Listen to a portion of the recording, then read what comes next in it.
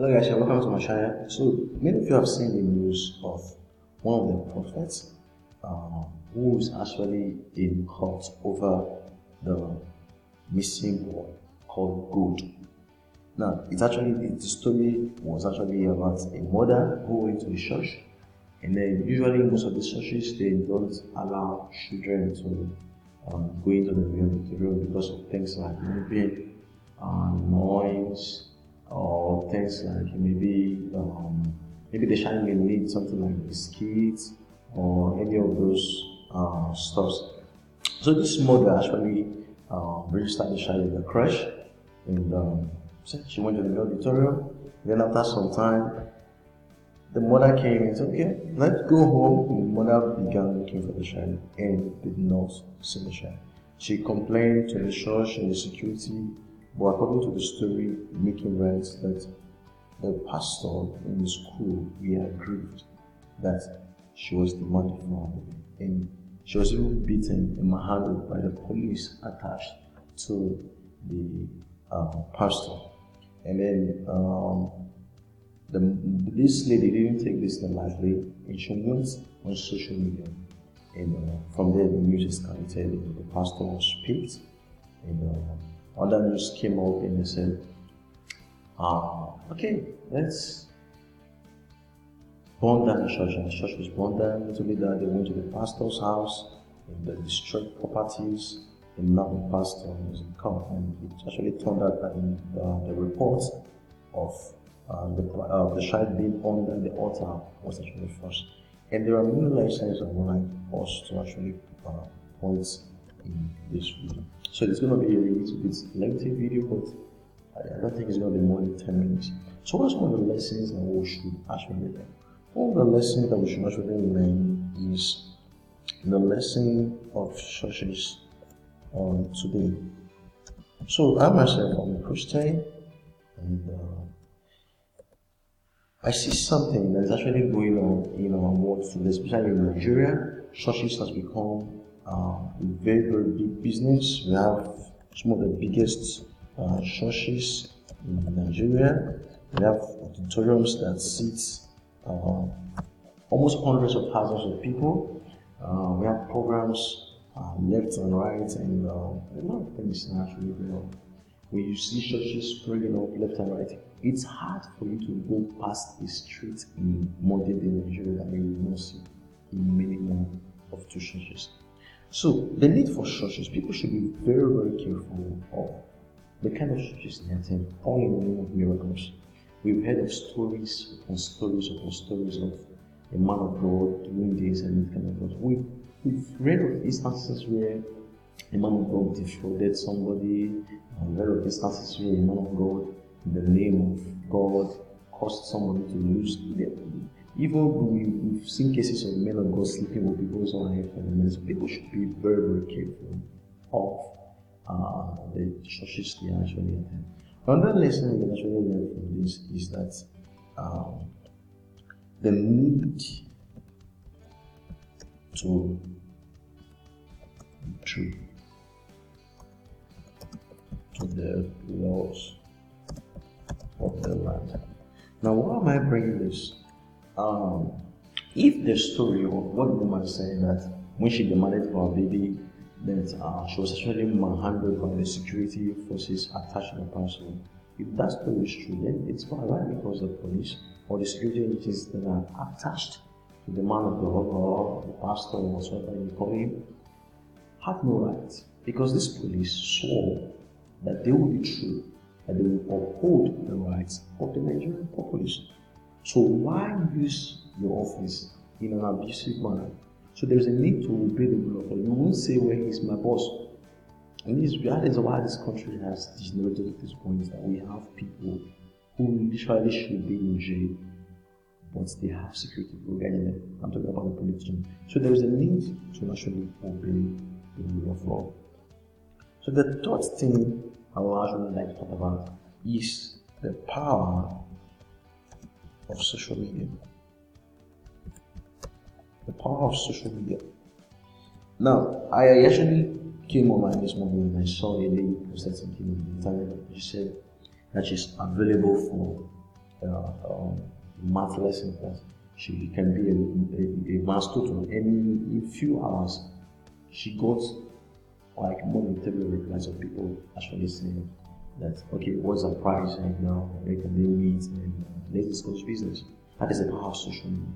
It amplifies your voice in a positive way. When you do something in a negative way, it's something that's actually going to backfire against you. So that's why you have to be very, very careful. So this case was actually taken to social media. The past they complained the pastor because this child has actually been missing since November. So this child has actually been missing since November. And this is December, right? December is almost coming to an end, and the pastor didn't do anything. So they went to social media. The leader complained. Well, people will always retreat stuff like that. But it's something that touch people, something that actually affect people, and just take it from there. So do not underestimate the power of social media for good or for bad. Now, the next thing I want to talk about is the issue of fake news. Now, one of the things I see in Nigerians, we Nigerians are sentimental. We do not verify things before we act. Let's say, for example, a lady comes online, and like the case of Koza pastor in Dakuro's one, Akure. She commented and said 20 years ago she was assaulted and she was raped and many stories. A lot of people just took it online maybe because of certain bias and actually trying to verify the claims. So social media is not a place for fake news. It's a place where we can actually vet our opinions. So for people to actually go out there and burn down the church because they got a tip that the child was under the altar, it's bad. Now, because this stuff, the police says, is false. False, but somebody, there were even 2 people who died on top of this matter. The church has been raised down, and the pastor's property has been destroyed, and this case is in court. So we should be very, very careful. Let's say, for example, that you just come online and say somebody is bad or somebody stole. It's like in Nigeria we have things like jungle justice. Maybe you see that somebody stole or somebody did something, and then you just see people carry tire and they actually go and kill the person. Now, when police comes, those people who kill the person, they will not be able to come there and say you're the ones who did it. Why? Because there are many instances where jungle justice has been carried out, like this case, and it turned out that the people who did that acted on wrong information. But the question is, can you turn back the hand of time? Can you bring back somebody who has been killed as a result of you not verifying? That's why in our individual lives, before we act on certain things, we have to be very careful that we have accurate information before we actually act. Now, another thing that we should actually, another lesson we should actually learn from this is the issue of custody. Now, I actually taught as a teacher after in secondary school, and we were taught that when you're marking the register, so we have to mark the register twice in a day. We mark the register as soon as the students come into class after their assembly, and then you have to mark the register just before they leave the school premises, just before their parents come to take them. Now, why were we told that? We are told that you should not do any child a favor, whether the child is a little child or a big child. Don't do anybody a favor.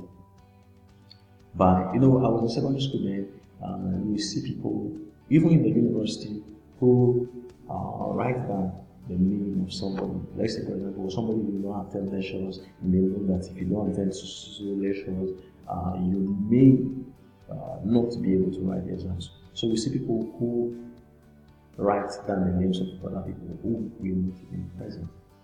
And then when the lecturers look at the class and says, why does my list have 50 people and what I'm saying in this class is 45 or 40?